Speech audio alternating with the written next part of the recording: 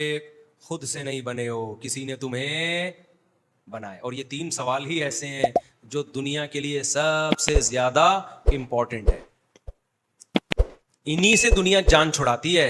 باقی مذہب سے کسی کا کیا لینا دینا بھائی. امریکہ میں مسجدیں کم تھوڑی ہیں, جاپان میں کوئی کم مسجدیں تھوڑی ہیں.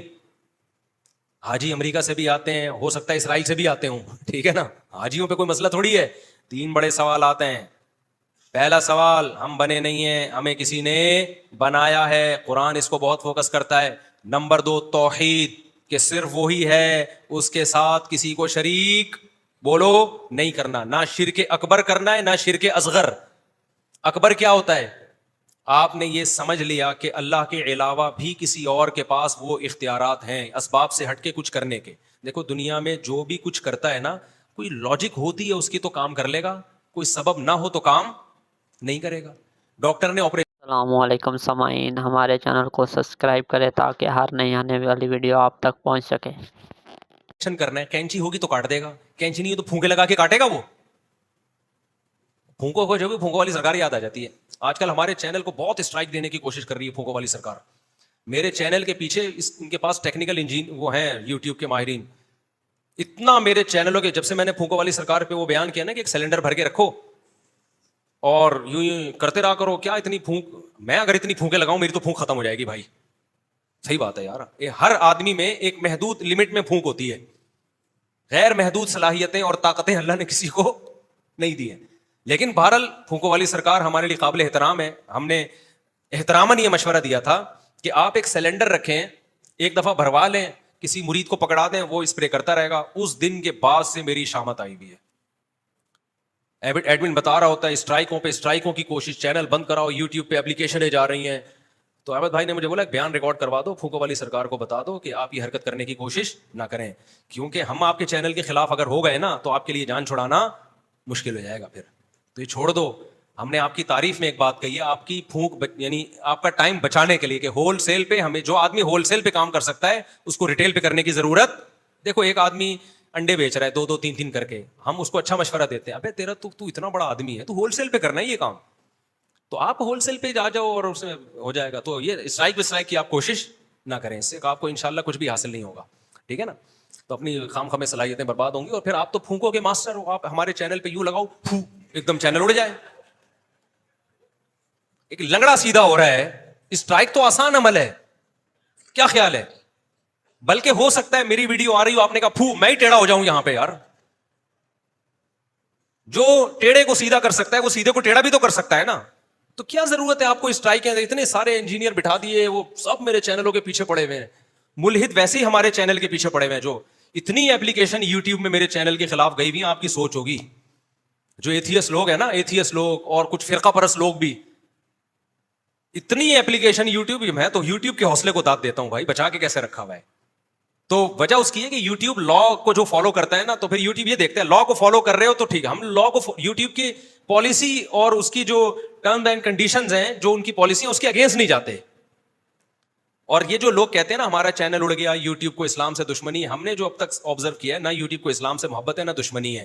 آپ یوٹیوب کی پالیسیوں کے حساب سے چلیں تو یوٹیوب آپ کو کچھ بھی, ہم لوگ خود پالیسیوں کو فالو نہیں کرتے اور پھر چیختے ہیں. فیس بک کی بھی کچھ پالیسیاں ہیں. اب میرا اونٹ ذبح ہو رہا تھا, لڑکوں نے لا کے نا, میں نے جب نہر کیا, خون کے فوارے, مفتی صاحب کا اونٹ اور فوارے جا رہے ہیں, اور وہ چینل اڑا دیا ان کا یوٹیوب نے.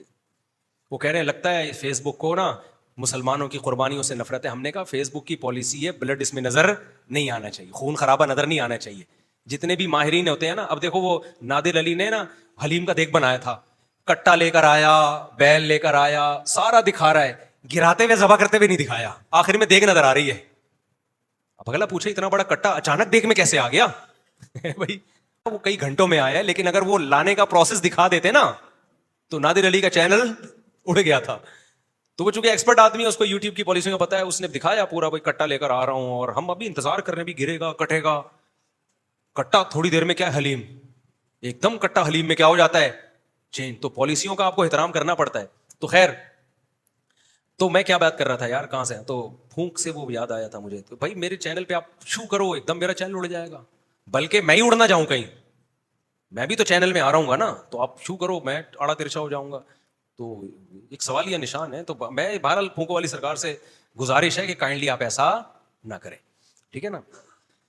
تو آپ کہو پھر جب آپ کو خطرہ ہی نہیں ہے تو گزارش کیوں کر رہے ہو؟ میں آپ کے فائدے کے لیے کہہ رہا ہوں کہ اپنی صلاحیتیں جو آپ پھونکوں میں لگا سکتے تھے وہ ادھر نہ لگائیں آپ, اس میں آپ کو حاصل ہونے والا کچھ بھی نہیں ہے. تو جس نے پھونک لگوانی ہے جائے بھائی, جس کو عقیدت ہے جائے پھونک لگوائے. ہمیں تو وہی جو ہمیں سمجھ میں آئے گا ہم وہ کہیں گے نا. اور میں پھر بار بار کہہ رہا ہوں, میں تو احترام میں کہہ رہا ہوں, ٹائم بچانے کے لیے, میں مخالفت میں تھوڑی کہہ رہا ہوں. آپ کو تو میرا شکریہ ادا کرنا چاہیے یار, مفتی صاحب مجھے ہول سیل کا ایک بہترین طریقہ بتا رہے ہیں. خیر, تو کیا بات کر رہا تھا یار میں؟ شرک اکبر. شرک اکبر تو یہ ہے کہ آپ نے یہ یقین کر لیا, عقیدہ رکھ لیا کہ یہ فلاں شخص میری بگڑی بنا سکتا ہے, اسباب سے ہٹ کے کام کر سکتا ہے. جیسے میں مثال دے رہا تھا, ڈاکٹر نے کینچی استعمال کیے بغیر آپریشن نہیں کر سکتا, انسٹرومنٹ اسباب اختیار کرنے پڑیں گے. اسباب سے ہٹ کے دنیا میں کوئی بھی کوئی کام نہیں کر سکتا, اس کے اللہ نے اختیارات کسی کو دیے ہی نہیں ہیں. آپ کہہ سکتے ہو, بار بار میں یہ مثال دیتا ہوں, معجزہ پھر کسے کہتے ہیں؟ نبی نے تو یہاں سے چاند کے 2 ٹکڑے کر دیے, اس کی کوئی سائنٹیفک لاجک ہے؟ نہیں ہے. تو خوب سمجھ لو, نئے لوگ آتے ہیں نا, اس لیے ایک موضوع کو ریپیٹ کرنا پڑتا ہے بار بار. معجزہ نبی کا عمل نہیں ہوتا, معجزہ کس کا عمل ہوتا ہے؟ اللہ کا. نبی نے چاند کے 2 ٹکڑے نہیں کیے ہیں. کس نے 2 ٹکڑے کیے ہیں؟ اللہ نے کیے ہیں.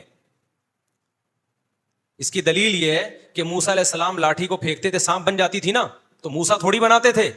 اگر موسیٰ علیہ السلام کو یہ اللہ نے اختیار دے دیا ہوتا کہ جب چاہے لاٹھی کو سانپ بنا لے, تو پھر موسیٰ علیہ السلام کو تو پہلے اللہ نے پوچھا یہ تیرے دائیں ہاتھ میں کیا ہے؟ حضرت موسیٰ نے کہا لاٹھی. اللہ نے کہا اس کو ڈال زمین پہ. جب ڈالا ہے سانپ بن گئی, موسیٰ علیہ السلام دوڑ گئے, خوف سے بھاگ گئے, فرار ہو گئے وہاں سے. اللہ نے کہا واپس پلٹو, اس کو پکڑو, اس لاٹھی کو, میں دوبارہ اس کو لاٹھی بنا دوں گا. تو سانپ بھی اللہ بنا رہا ہے, اس سانپ کو لاٹھی بھی کون بنا رہا ہے؟ اللہ بنا رہا ہے. اگر حضرت موسیٰ نے خود بنایا ہوتا تو فرار تھوڑی ہوتے وہاں سے ڈر کی وجہ سے. تو پیغمبر کا ہاتھ استعمال ہو رہا ہے, کام کون کر رہا ہے؟ اللہ. اور پیغمبر کے پاس اختیارات بھی نہیں ہیں کہ جب چاہے کر دیں. اللہ نے نبی کو کہہ دیا کہ آپ چاند کی طرف اشارہ کریں, میں 2 ٹکڑے کر دوں گا. اللہ نبی کو نہ کہتے تو بھائی 100 دفعہ بھی کوئی بھی چاند پہ 100 دفعہ اشارہ کرتے, کچھ بھی نہیں ہوتا چاند کو. سمجھتے ہو کہ نہیں سمجھتے؟ موسیٰ علیہ السلام جب دریا کے کنارے آ کے رک گئے ہیں, پیچھے سے فوجیں آ رہی ہیں فرعونیوں کی, حضرت موسیٰ پریشان, اب کیا ہوگا؟ اللہ نے کیا کہا, اس لاٹھی کو آپ پانی پہ مارے, میں 12 ٹکڑوں میں تقسیم کر دوں گا. تو لاٹھی سے جو سمندر ٹوٹ رہا ہے, ٹکڑے ہو رہا ہے, وہ کون کر رہا ہے؟ اللہ. تو معجزہ اللہ کا عمل ہوتا ہے. پیغمبر کی طرف اس کی نسبت مجازی ہوتی ہے, مجازن نسبت کر دی جاتی ہے. حقیقت میں پیغمبر کے پاس اختیارات نہیں ہوتے کچھ کرنے کے, سمجھتے ہو. اسی طرح کرامت جو بزرگوں کی ہوتی ہے وہ بھی کرتا اللہ ہے, بزرگوں کے پاس اختیارات نہیں آ جاتے. لہذا مانگا بزرگوں سے نہیں جائے گا, نہ پیغمبروں سے. مانگا کس سے جائے گا؟ اللہ سے. آپ کہہ سکتے ہیں نا فلاں بزرگ کے ہاتھ پہ یہ ہو گیا, مردہ زندہ ہو گیا, فلانا ہو گیا. بھائی وہ اللہ کر رہا ہے نا, تو مانگا کس سے جائے گا؟ اللہ سے. بعض لوگ یہ بھی کہتے ہیں فرشتے جب بارش برساتے ہیں, فرشتوں سے اتنا کام, تو پیغمبر سے کیوں نہیں ہو سکتا؟ فرشتے بھی بارش نہیں برساتے, کون برساتا ہے؟ اللہ. اللہ ان کو استعمال کرتا ہے کاموں میں. جیسے قلم ہمارے ہاتھ میں ہوتا ہے تو ہم قلم کو استعمال کر کے لکھتے ہیں, قلم کی اپنی مرضی نہیں ہوتی, کبھی ادھر گھما رہے ہیں کبھی ادھر گھما رہے ہیں. تبھی آپ نے خط لکھوانا ہو, کوئی لیٹر لکھوانا ہو, تو قلم سے نہیں کہا جاتا, جس کے ہاتھ میں قلم ہو اس سے کہا جاتا ہے. قلم سے آپ کہیں گے, وہ کہے گا بھائی میں تو کسی اور کی انگلیوں میں ہوں, جدھر وہ گالیاں لکھ کے دے دے یا دعائیں لکھ کے دے دے. تبھی کوئی بیوقوف قلم سے نہیں کہتا, پین سے نہیں کہہ رہا ہوتا لکھ, ہمیشہ کہا کس سے جاتا ہے؟ کاتب سے کہا جاتا ہے. تو پیغمبروں کے معجزے اور بزرگوں کی کرامتیں دیکھ کر بزرگوں یا پیغمبروں سے مانگنا شروع کر دینا, یہ شرک ہے. اور ان کرامتوں کا انکار کرنا یہ اللہ کی قدرت کا انکار ہے, یہ بھی ایک طرف انتہا ہے. بعض لوگ کرامت ہی کے وجود کے منکر ہو جاتے ہیں. کسی بزرگ کی کرامت اگر مستند ذریعے سے ثابت ہو, مستند باوثوق ذرائع سے ثابت ہو, پھر اس کا انکار نہیں کرنا چاہیے آپ کو, کیونکہ کرامت کا انکار اصل میں کس کا انکار ہے؟ خدا کی قدرت کا انکار ہے. 2 انتہائیں چل رہی ہیں آج کل. بعض لوگ کہتے ہیں بزرگوں کی کرامتیں ورامتیں کس سے کہانی ہے؟ تم نے دیکھے ہی نہیں بزرگ, نہ بزرگوں کی کرامتیں دیکھی ہیں. تمہارے یہاں بزرگ ہوتے ہی نہیں ہے, تمہیں کس سے کہانی ہے؟ ہم نے تو بزرگ بھی دیکھے, ان کی کرامتیں بھی دیکھی ہیں, تو ہمیں کس سے کہانیاں نہیں. لیکن ہم بزرگوں کو مانتے نہیں ہیں کہ ان سے مانگنا شروع کر دیں. ہمیں پتا ہے ان بزرگ کے ہاتھ پہ کوئی کرامت ہو رہی ہے تو کرنے والا کون ہے؟ اللہ. اور ہم تو اپنے بزرگوں کی جو ہم نے کرامتیں دیکھی بیان بھی نہیں کرتے. ہم سمجھتے ہو کہ نہیں؟ کیونکہ عوام کی مینٹل لیول سے اوپر کی چیزیں ہیں. ورنہ ہم جن بزرگوں کے یہاں رہے ہیں نا, ان کی کرامتیں بیان کر دیں تو یا تو تم ہمیں جھٹلاؤ گے یا تم بولو گے احساس کمتری میں جاؤ گے. ٹھیک ہے نا, کہ تم لوگ کیا بزرگ ہی نہیں ہوتے. تو 2 انتہائیں چل رہی ہیں. کچھ ایک قوم تو ایسی جنہوں نے بزرگوں کی کرامتوں میں ہی دین کو سارا رکھ دیا ہے, اور کرامتیں بھی ایسی ایسی لا رہے ہیں جن کا وقوع ممکن ہی نہیں ہے. یعنی جو کوئی مستند ذریعے سے ثابت ہی نہیں ہے, وہ ایسی ابھی چاند پہ پہنچایا تھا نا کسی نے غوث اعظم کو, کوئی مستند ذریعے, کوئی کتاب میں نہیں ہے یہ واقعہ, کوئی مستند ذریعے سے ثابت نہیں ہے. ایک تو چاند پہ جا رہے نہیں ہو تم لوگ, اوپر سے ایسے ایسوں کو پہنچا رہے ہو جو اس الزام سے کیا ہیں, بری ہیں. تو ایک یہ شرک ہے. دوسرا شرک کیا ہوتا ہے کہ اللہ کے حکم کے مقابلے میں کسی کے حکم کو فالو کرنا, یہ شرک اصغر ہے. یہ مارکیٹ میں بہت ہول سیل کے حساب سے چل رہا ہے. تو اللہ نے دونوں کی نفی کی ہے. اللہ نے کہا جب میں خدا ہوں تو ماننی کس کی ہے, میری. ہم کلچر کو خدا مانتے ہیں, اللہ کو خدا نہیں مانتے. افرأیت من اتخذ الہہ ہواہ, اے مخاطب کیا تو نے دیکھا جس نے اپنی خواہشات کو خدا بنایا ہوا ہے. اپنی خواہشات سے پوچھتا ہے کہ کیا دل چاہ رہا ہے.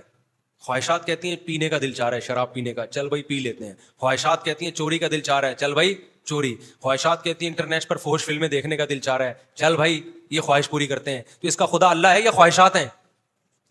غلام کی اپنی مرضی چلتی ہے. آپ کسی آفس میں بیٹھے ہو, آپ کو تنخواہ بھی ملتی ہے, آپ کا ایک باس بھی ہے. باس نے آپ کو کہا کہ یار ایسا کر 2 دودھ پتی بنا کے لا. آپ دودھ پتی کے بجائے آپ گرین ٹی بنا کے لے آئے.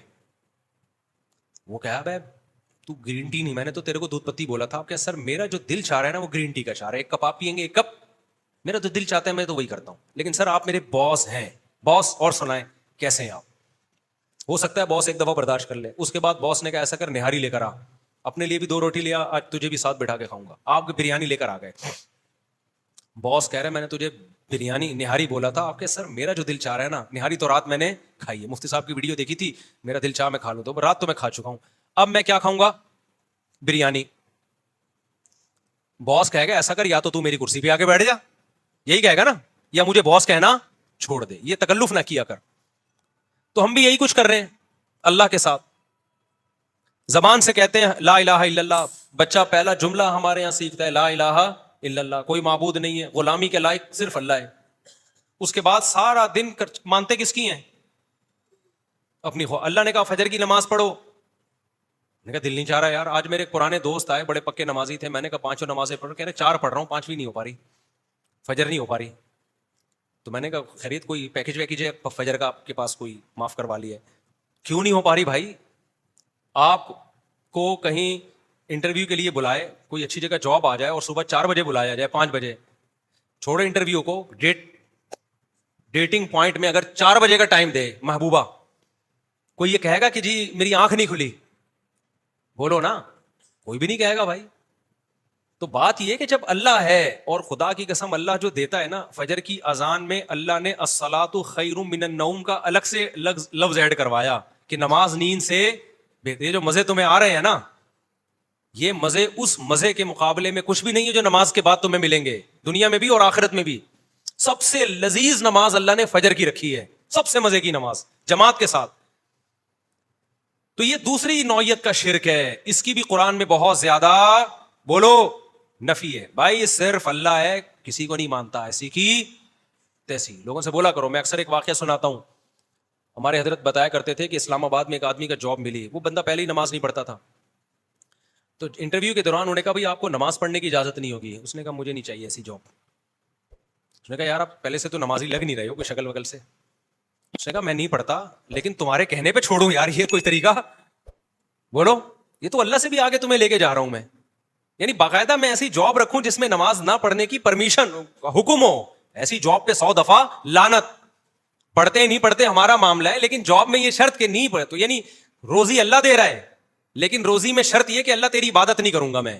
تو روزی تو اللہ پھر بھی دے دے گا میرے بھائی, لیکن اس روزی وہ آگ کے انگارے بنیں گے تمہارے لیے.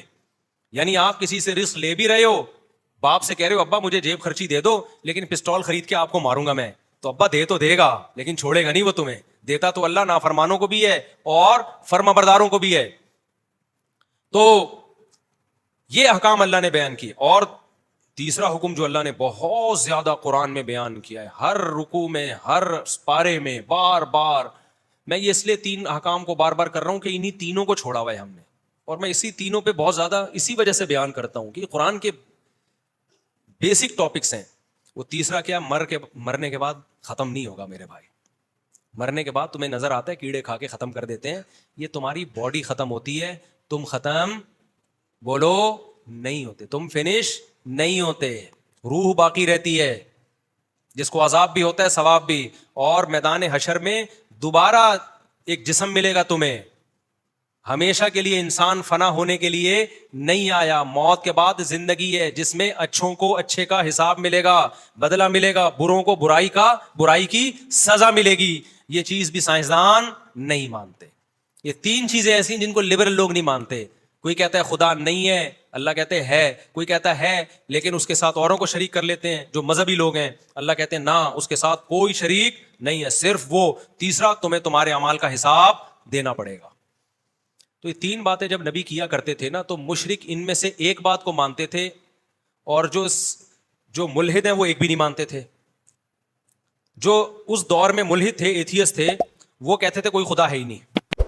ان ہی الا حیاتنا دنیا نموت ونحیا وما یہلکنا الا الدہر. کچھ بھی نہیں ہے بھائی, ہم پیدا ہوتے ہیں مر جاتے ہیں, یہ زمانے کے تصرفات ہیں, یہ نیچرل ہے. یہ کیا ہے سب؟ یہ نیچرل پروسیس ہے. جیسے بیج زمین میں ڈالو, پودا اگے گا, پھل اگے گا, آم ادلیں گے, نیچرل ہے نا. کرنے ورنے والا کوئی بھی بولو نہیں ہے. تو یہ سب آٹومیٹیکلی ہو رہا ہے. مر گئے, کھاؤ پیو موج مستی. آج بھی بہت سے لوگ, زیادہ تر تو آج دنیا میں اسی طرح کے لوگ ہیں, حتیٰ کہ ہندو نام کے ہندو ہیں, سوچ ان کی بھی, وہ ہندوؤں کا بھی 7 جنم ورم والا گیا. وہ ایک ہندو پنڈت نے کسی نے کہا نا کہ کوئی برا کام کر رہا تھا, تو ہندو پنڈت نے اس سے کہا کہ تو اگلے جنم میں گدھا بن جائے گا. اس نے کہا پچھلے جنم میں گدھا تھا, اس جنم میں کیا بناؤں, کچھ اچھے کام کیے تو میں انسان بن گیا ہوں, تو اب میں دوبارہ کیا بن جاؤں گا, گدھا. تو پھر میں کچھ اچھے کر لوں گا, پھر انسان بن جاؤں گا. خیر یہ ان کا عقیدہ ہے, ہمیں اس سے کیا لینا دینا. تو ان کا یہ کہ 7 جنم ہوتے ہیں, لیکن اب دنیا میں لوگ اس کو, کیونکہ کسی مستند کتاب سے ثابت نہیں ہے وہ, تو جو ملحد تھے وہ کہتے تھے ان ہی الا حیاتنا الدنیا, صرف ایک دنیا کی زندگی ہے, مرتے ہیں پیدا ہوتے ہیں, زمانے کے تصرفات ہیں اور کچھ بھی نہیں ہے. ان پہ قرآن نے رد کیا. اوحا ربک الی النحل, اللہ کہتے ہیں یہ نیچر نے اتنی حسین ہے کہ ایک شہد کی مکھی, ملکہ مکھی, مزدور مکھیاں پورے ایک گیدرنگ کے ساتھ جاتی ہیں, چھتا تیار کرتی ہیں, اور فصل کی سبول ربی کی ذلولا. قرآن ایک چیز کو ہائی لائٹ کرتا ہے شہد کی مکھی کی. اتنے لمبے لمبے راستے ٹریول کر کے دوبارہ اسی چھتے میں آتی ہیں, ایسی خوبصورت مینجمنٹ کے بعد اور محنت کے بعد اتنا خوبصورت شہد نکالتی ہیں جس کا ذائقہ اتنا مزیدار, اور اس میں کیسی شفا رکھی ہوئی ہے. میٹھی چیزیں اکثر صحت کے لیے نقصان دہ ہیں, شہد صحت کے لیے انتہائی فائدے مند ہے. اللہ کہتے ہیں یہ فطرت کی بیوٹی نہیں ہے, یہ اس خدا کی کمال ہے جس نے اس فطرت میں حسن ڈالا ہے. حسن آٹومیٹیکلی نہیں آتا. کبھی دیکھا دلہن بیٹھے بیٹھے تیار ہو گئی, بیوٹی پارلر جائے گی, 2 گھنٹے ڈسٹمپر کے ڈبے خالی ہوں گے. اب تو ایسے ایسے بیوٹی پارلر آ گئے ہیں تو اربوں اربوں روپے چھاپ رہے ہیں, مرد تیار کر رہے ہیں دلہنوں کو. یہ تو بڑی بےغیرتی کی بات ہے یار. اور ایسی بیوٹی, ہمارے ایک رشتے دار بتایا کرتے تھے امریکہ تو بہت ایڈوانس ہے بھائی بیوٹی پارلر میں. ابھی خیر میں اب بیوٹی پارلر کے قصے لے کے نہیں بیٹھوں گا آپ کے سامنے. تو ایک بات کہنے تو, بیوٹی پارلر جانا عورتوں کا کام ہے, آدمیوں کا کام بولو. میں بغیر بیوٹی پارلر گئے 4 ہو گئی یار, تو اس کا مطلب بیوٹی پارلر جانا ضروری نہیں ہے. ہم آپ کے سامنے مثال بیٹھے ہوئے ہیں, تو اللہ کا شکر ہے ہم تو کبھی نہیں گئے. نہائے ڈیٹول سے نہائے اس دن جس دن ہماری شادی تھی, ٹھیک ہے بس, اس سے زیادہ کی ضرورت. پان گٹکا نہ کھاؤ, دانت صاف رہے آپ کے, صحیح ہے نا. پان گٹکا کھاؤ گے تو پھر تیزاب سے کلیاں کرنی پڑیں گی شادی سے پہلے. تو آدمی جاگنگ کرتا ہوا, گھڑ سواری کرتا ہوا, سوئمنگ کرتا ہوا, تیر اندازی کرتا ہوا, ان کاموں میں جم میں اچھا لگتا ہے, محنت کرتا ہوا, سمجھتے ہو. اور فزیکل فٹنس کا خیال رکھو, توند نہ نکلنے دو, وزن نہ بڑھنے دو. بھائی یہ 2-4 چیزیں, اگر آپ آڑے ترچھے ہو گئے, یہاں سے توند, یہاں سے ایک الگ سے 2-3 چیزیں جو ہوتی ہیں, سب میں چیزیں دائیں بائیں نکل رہی ہیں. بیوٹی پارلر تمہیں کیا بنا دے گا یار, وہ تو تھوڑا سا چہرے پہ تھریڈنگ ٹائپ کی چیزیں ہوتی ہیں, وہ کر دے گا, عجیب سا بنا کے نکال دیتا ہے بندے کو. وہ آدمی نہیں لگ رہا ہوتا. پھر بھی میں نہیں کہہ رہا چلو گئے ہو تو تھوڑا سا بس کو بولو یار تھوڑا سا ریگ مال سے کیا کر دے, گھسائی کر دے, اتنا کافی ہے, زیادہ نہ فری کراؤ. تو آدمی ہینڈسم اچھا لگتا ہے. بیوٹی کس کی ہے؟ یہ عورتوں کا کام ہے. او من ينشأ في الحلیہ وهو في الخصام غیر مبین. اللہ کہتے ہیں عورت زیورات میں پلتی ہے. تو خواتین کے لیے ٹھیک ہے بیوٹی پارلر, آدمیوں کے لیے ٹھیک نہیں ہے. تو یہ ٹاپک قرآن نے بہت زیادہ بیان کیا ہے کہ اگر یہ آٹومیٹیکلی ہوتا, آج میں جو سورہ فرقان ہے نا, سورہ فرقان پڑھ رہا تھا, هو الذی خلق من الماء بشرا فجعله نسبا وصہرا, یہ آیت مجھے بڑی پیاری لگتی ہے, بڑا مزہ آتا ہے اس کو پڑھنے میں. سورہ فرقان پڑھا کرو, بہت مزہ آئے گا. تبارک الذی نزل الفرقان علی عبدہ لیکون للعالمین نذیرا, ایسے انداز سے شروع ہوتی ہے نا, ایسا انداز ہے شروع میں انسان کو ہلا دیتی ہے. بہت برکت والی ہے وہ ذات جس نے اپنے ایک بندے پر الفرقان, حق اور باطل میں دودھ کا دودھ اور پانی کی طرح فرق کرنے والی کتاب پیدا کی ہے, کانسیپٹ کو کلیئر کرنے والی کتاب پیدا کی, الفرقان. لیکون للعالمین نذیرا, تاکہ وہ ایک یتیم پیغمبر, یتیم محمد صلی اللہ علیہ وسلم سارے جہانوں کے سارے انسانوں کو اللہ کے خوف اور اللہ کے عذاب سے ڈرا دے. کیا ڈرائے؟ کہ تم سب آزاد نہیں ہو, تم میں ہر شخص سے اپنے اعمال کا حساب دینا پڑے گا. اس پیغام کو لے کے محمد صلی اللہ علیہ وسلم مکہ میں آئے, اور ایک یتیم پہ اللہ کہتے ہیں ہم نے قرآن اس لیے نازل کیا تاکہ یہ یتیم ساری دنیا کے سارے انسانوں کو بتا دے کہ مرنے کے بعد ختم نہیں ہونا, مرنے کے بعد حساب و کتاب دینا ہے. کیا جلال ہے یار اس ایک آیت میں. اور نازل کب ہو رہی ہے؟ مکہ میں, جب 4 آدمی بھی مسلمان نہیں ہوئے تھے, اور ایسے یتیم پہ نازل ہو رہی ہے جو نہ لکھنا جانتے اور نہ پڑھنا جانتے. کیا کانفیڈنس ہے یار, کیا کانفیڈنس ہے. اگر کوئی اس وقت ہوتا وہ کہتا بھائی تمام جہان آپ ایک مکہ میں یتیم, کوئی جانتا آپ کو ہے نہیں, قافلے یہاں سے نہیں گزرتے, نہ پانی ہے نہ گھاس ہے, اور بات کیا کر رہے ہو ساری دنیا کے سارے انسان. اللہ کہتا ہے وہ برکت والی ذات ہے جس نے قرآن کو نازل کیا, اس قرآن کے ذریعے ہی پھیلا دے گا اللہ. اور آج پھیلا دیا نا پوری دنیا میں. دنیا میں کوئی ایک چپا ایسا نہیں ہے جہاں قرآن پڑھا نہ جاتا ہو. دنیا میں سب سے زیادہ نام اللہ کا لیا جاتا ہے. اذانیں دیکھو پوری دنیا میں پھیل چکی ہیں. تو اسی سورہ فرقان میں اللہ کہتا ہے خلق من الماء بشرا, اللہ کہتا ہے تمہیں اللہ کی قدرت سمجھ میں نہیں آتی, ایک غلیظ پانی سے انسان کو بنایا میں نے, اس پانی کو دیکھو, اور بنا کے کیا فجعلہ نسبا وصہرا, اس کو 2 خاندان دے دیے, ددیال ننیال, اور بلوغت کے بعد ایک خاندان دے دیا سسرال. اتنی بڑی عزت دے دی اس کو, خاندانوں میں پیدا کیا. اس کی خوشی پہ ددیال ننیال بھی خوش ہوتا ہے, سسرال بھی خوش ہوتا ہے. اس کے رونے پہ ددیال ننیال بھی روتا ہے اور سسرال بھی روتا ہے. ایک پانی کو اتنی عزت آٹومیٹیکلی اب بولتی بند نہیں مل سکتی. لوگ کہتے ہیں نا بولو نہ بولا نہیں بولا کرو, آپ خود ہی بول لیا کریں تاکہ میں بولو نہ نہیں بولا کروں, سینٹینس مکمل کر لیا کریں. ایک غلیظ پانی تھا, کوئی کہہ سکتا تھا ایک ایسے پروسیس سے اس کو ابھی گزارا جائے گا, ایک ایسی مشین میں کہ یہ چودھری اور وڈیرا بنے گا, ٹھیک ہے نا, یہ سائنٹسٹ بنے گا, اور یہ ایک سیاستدان بنے گا, یہ ایک بڑا آدمی بنے گا, یہ ملینئرز بنے گا, بلینئرز بنے گا, اور پھر اس کا ایک خاندان ہوگا. اس کو تنگ کرو گے, اس کا باپ بھی آئے گا, ماں بھی آئے گی لڑنے کے لیے, پورا پیچھے خاندان ہوگا, اس کے رونے پہ خاندان روئے گا. پھر اس کا ایک, اللہ نے تو ایک سسرال کا ذکر کیا, میں نے اس آیت کی قدر کرتے ہوئے میں نے کہا جب سسرال اتنی بڑی نعمت ہے تو 4 ہونے چاہیے.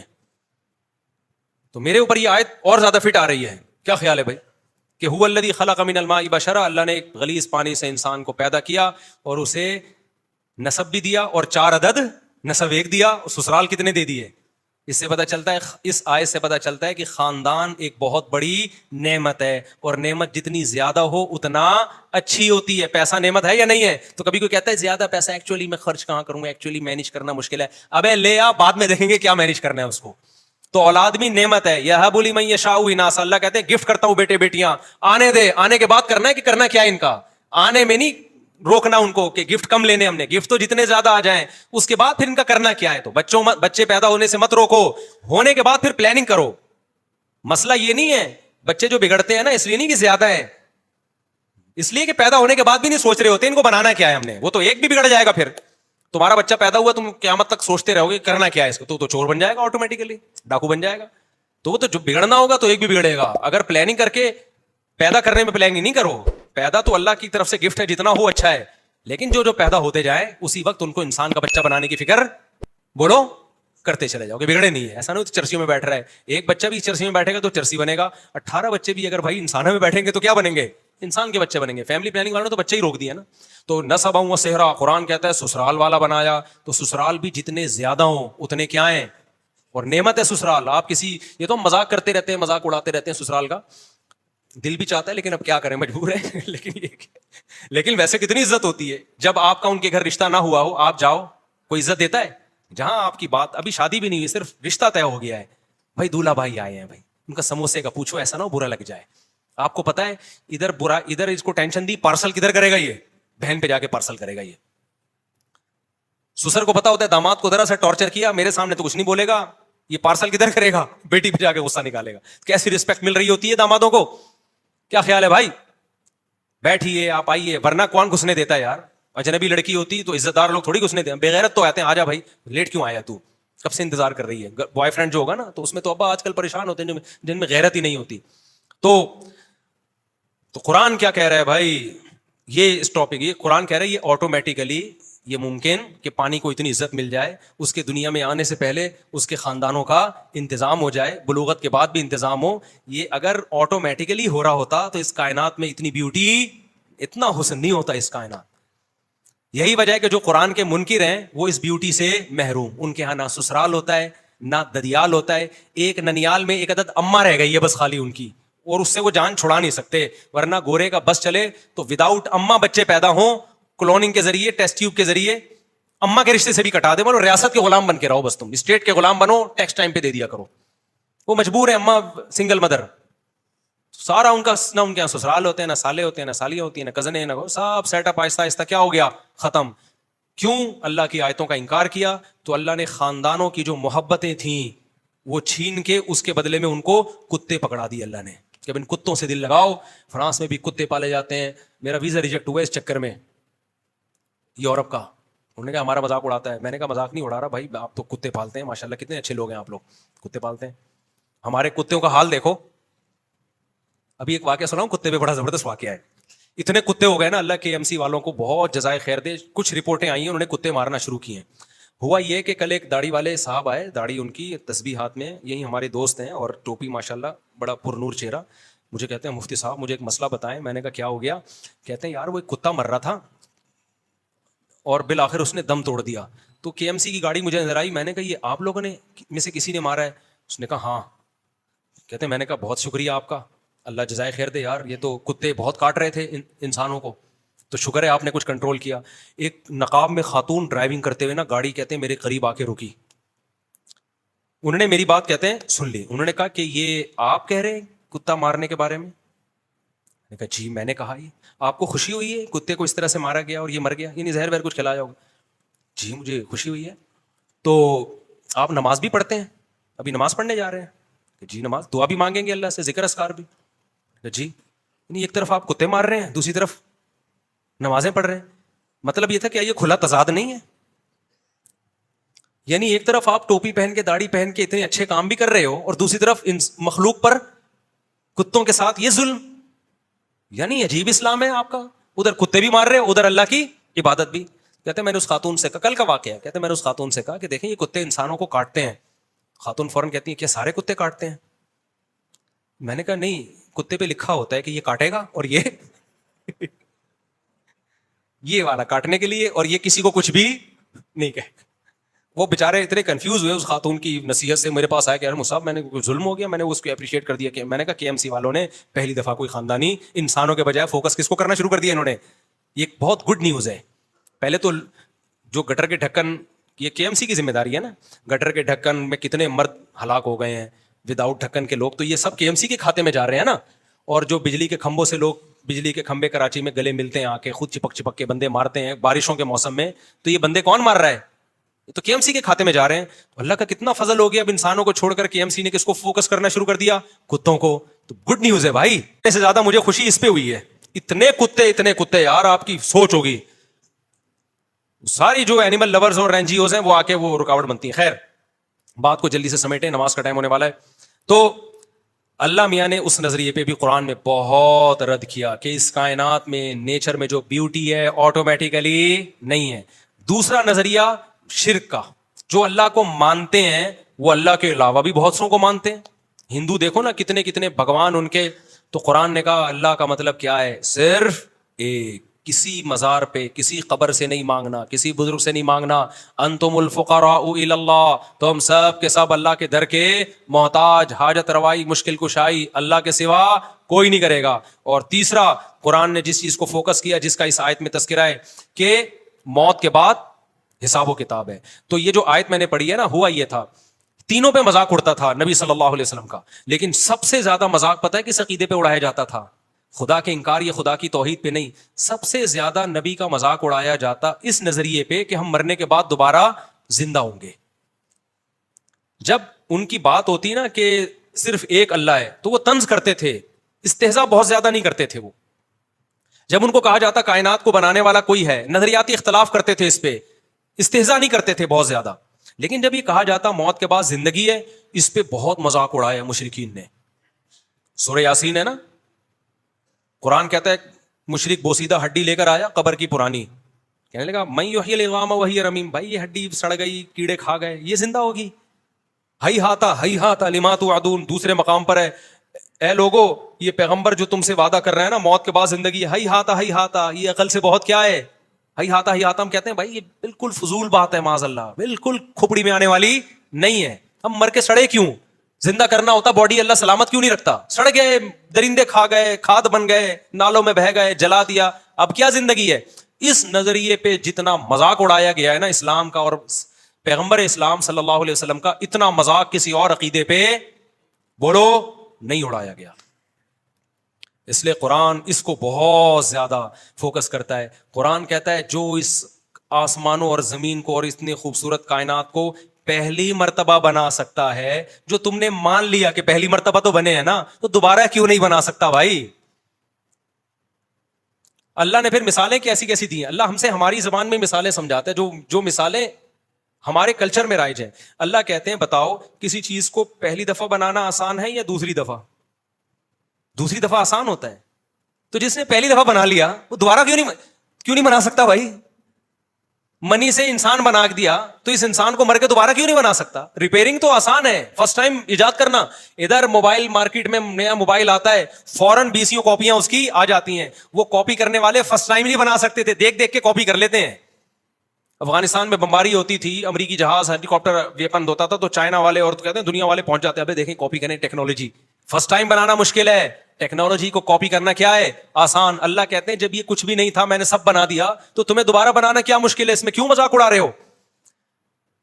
تو پھر وہ اسی مذاق میں نا نبی سے آ کے کہا کرتے تھے اچھا کب ہوگا یہ, ٹائم تو بتائیں, یہ دوبارہ زندگی ہمیں کب ملے گی, قیامت کب آئے گی, وہ عذاب کب ہوگا. تو اس کو قرآن نے جزو قرآن بنا دیا ان آیتوں کو. سأل سائل بعذاب واقع, اے نبی آپ سے ایک پوچھنے والا آ کے پوچھتا ہے مذاق اڑانے کی نیت سے, وہ عذاب کب واقع ہوگا جو واقع آپ کے خیال میں واقع ہونے والا ہے, بتا دینا, ٹائم بتا دینا.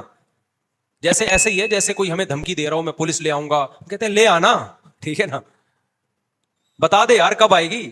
تو مذاق اڑانا شروع کر دیا. اللہ نے قرآن میں جگہ جگہ کہا ہے کہ میں نے اس کا علم کہ کب آئے گی کسی مقرب پیغمبر یا فرشتے کو بھی اس کا علم نہیں دیا. یہ دماغ سے نکال دو کہ میں یہ بتاؤں گا کب آئے گی, اس میں حکمتیں ہیں. ٹائم نہیں بتایا اللہ نے.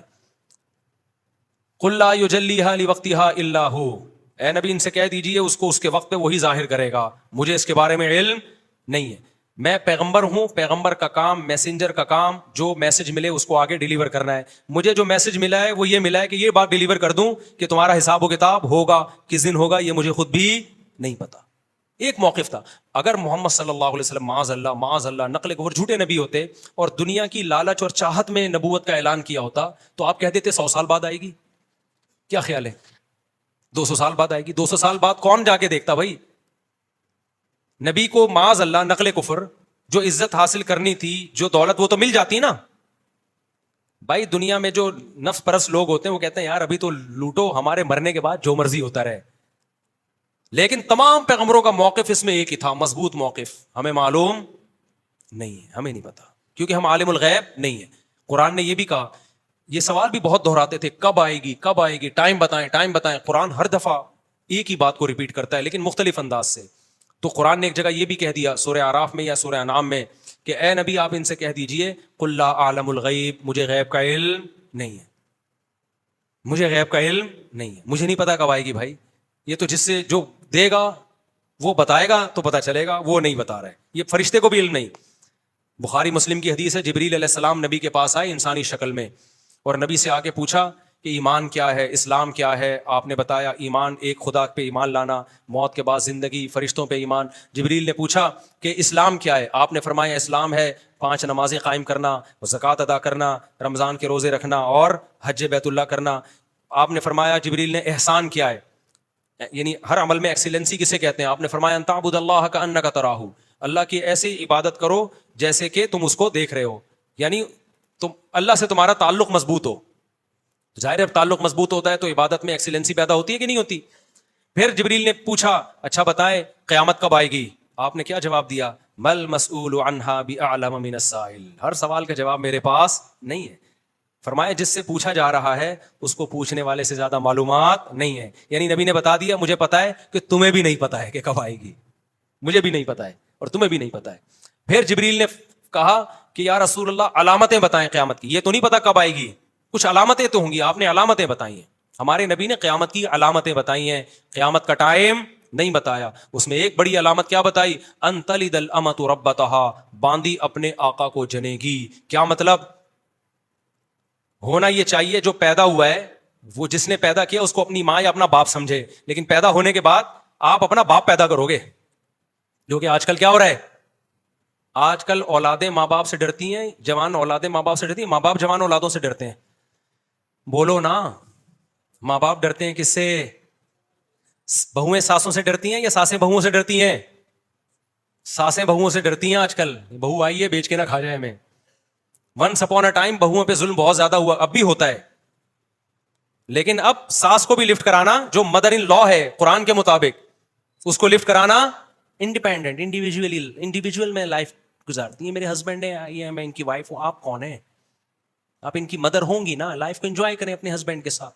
وہ کہہ رہی بیٹا پانی پلا دو, بیٹا آج کچھ اچھی سی کھچڑی پکا کے کھلا دو, تو فوراً ایک بیان چلا دیں گی بہو پہ ساس کی خدمت واجب نہیں ہے, اور ساس سسر کا اسلام میں کوئی رشتہ نہیں ہے. اس کا مطلب یہ جو قرآن نے کہا ہے کہ اس نے پانی سے انسان کو پیدا کر کے نسب والا سسرال والا بنایا, تو یہ سسرال والا اللہ نے اہم ہی ذکر کر دیا. تو سسرال والے میں تو سب سے پہلے ساس سسر ہی آئیں گے نا, شوہر کے ماں باپ ہی تو آئیں گے. یہ تو اللہ میاں نے ایسے ہی کہہ دیا. نئے نئے اسکالر مارکیٹ میں آ رہے ہیں, کچھ بھی پھینکتے چلے جاؤ پھینکتے چلے جاؤ. میں مانتا ہوں بہوؤں پہ بڑا ظلم ہوتا ہے, وہ حرام ہے, ناجائز ہے جو آج کل ظلم چل رہا ہے مارکیٹ میں, لیکن یہ بھی نہیں ہے کہ بہو اور ساس کا کوئی رشتہ ہی نہیں ہے. بھائی رشتہ ہے, اور ایک محترم رشتہ اللہ نے بنا دیا.